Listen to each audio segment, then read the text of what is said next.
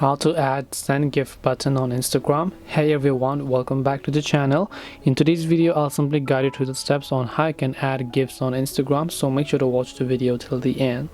If you're a creator and then you would like to enable gifts, so if I open up my Instagram app here and then I'll show you a certain reel. If I just go to the saved section here, and then if I just go to all posts, here I have saved a reel to show you particular people, where as you can see this reel actually has the option to send gifts, so which means that this creator can receive gift from people and as a result he can earn money and monetize these reels.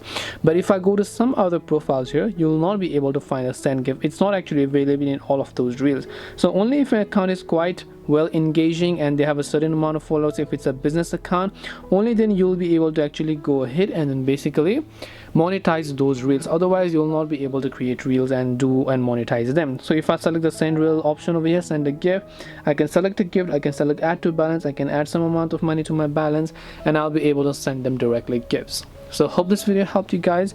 If you have any questions, feel free to leave them down. Thank you for watching and see you in the next video.